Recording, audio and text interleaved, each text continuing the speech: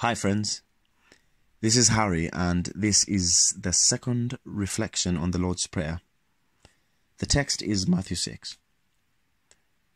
Now I'll jump into today's reflection shortly, but before I do, here are two things I want to ask. The first is, if you are struggling with faith in general, I hope that this reflection will help with living well and how to think about God, especially when living under the weight of the current pandemic.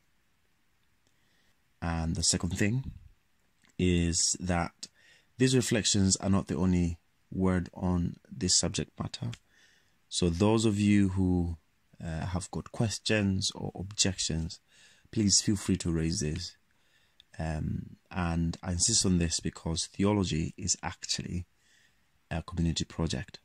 So, raise your questions and please fire away. We're all better for it.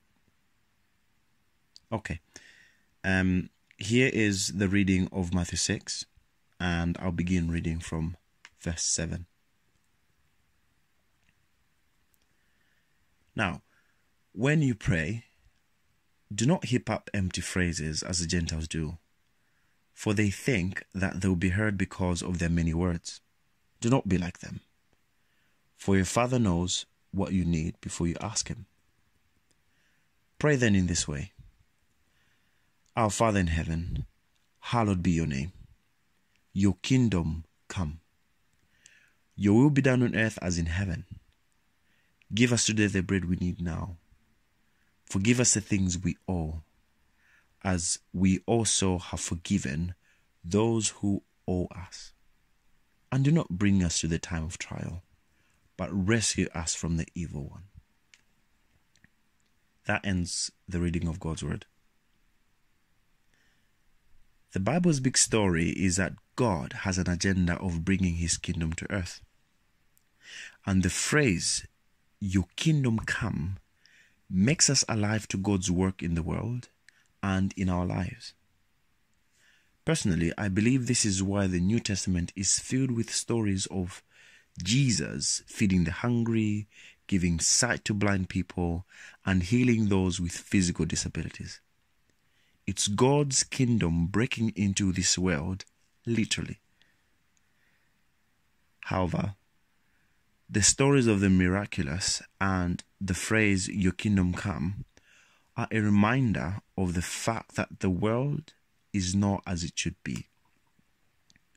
So, every mouth that Jesus feeds is a reminder of the poverty and the lack of resources in Jesus's and our times.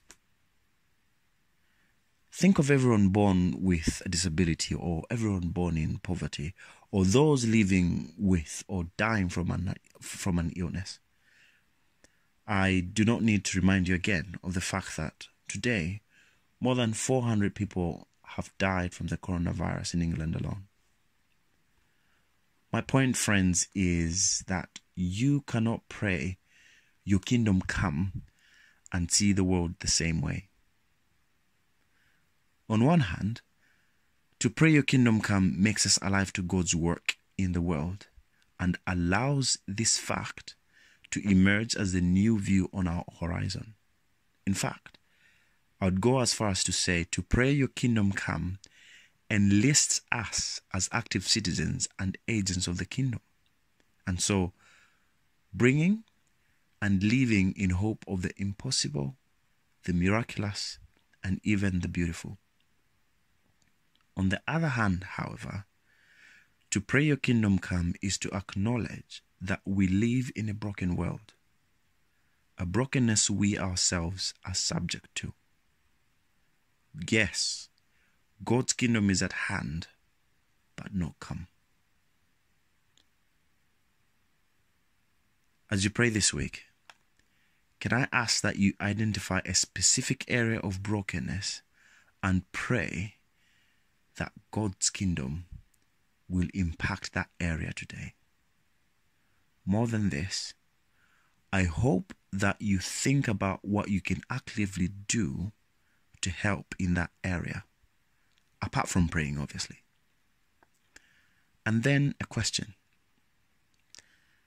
how can our faith in God be shaped by the knowledge that we ourselves are subject to the brokenness in the world? That's it for today. Thanks.